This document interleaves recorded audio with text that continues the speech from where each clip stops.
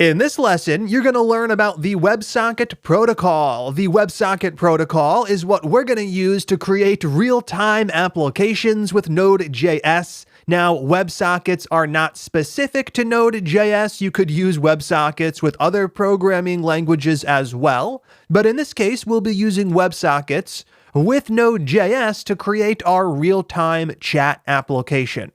So what I want to do in this video is just talk about exactly what WebSockets are and how they're going to help us achieve our goal, the goal of a real-time application. Now, like with the HTTP protocol, the WebSocket protocol is going to allow us to set up communication.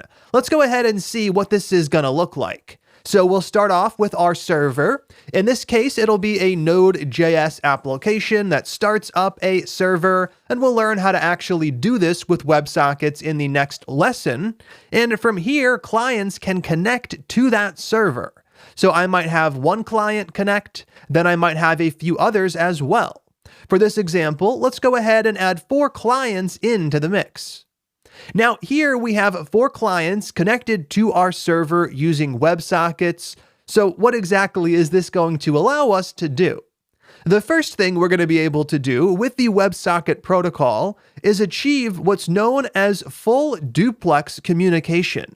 Now that's just a fancy term for bidirectional communication, which means that the client can initiate communication with the server, and the server can initiate communication with the client. This is not something we had with HTTP requests. With an HTTP request, it was the client's job to initiate the request asking for data from the server, and then the server would go ahead and respond. But at any point in time, the server couldn't just send data to the client. If the client didn't make an HTTP request, the server had no way of communicating with it. All of that changes with WebSockets. With a WebSocket, we have a persistent connection, which means that the client connects to the server and it stays connected for as long as it needs to. So if I'm creating a chat application, I can connect the client, which in this case would be a browser, to the server, and then the client could send messages to the server, and the server, whenever it wanted to, could send messages to the client. So first up, very important, we have full duplex communication. Next up, the WebSocket protocol, it's a separate protocol from HTTP. That is why we are seeing very different behavior. And then what we get is a persistent connection between the client and the server, which I already talked about. So right here, the 2 important things to note is that 1, we have a persistent connection, and 2, we have bidirectional communication. If you understand that, then you understand everything necessary to actually create a real-time application. Let's go ahead and see how all of this would work in an example. To get started, let's go ahead and ignore 3 of our clients, focusing on just this one right here and its connection and communication with the server. Now in this example, we're going to talk about what it would look like if we were creating a chat application, which is exactly what we're going to do. So right here, the client and the server are going to communicate, and the communication, remember, could be bidirectional. So it goes from either client to server or from server to client. In this case, we're going from client to the server, and we're sending a new message across. So this particular user has typed something in the input field. They've clicked the submit button to post the message to the chat room, and that message goes from the client to the server.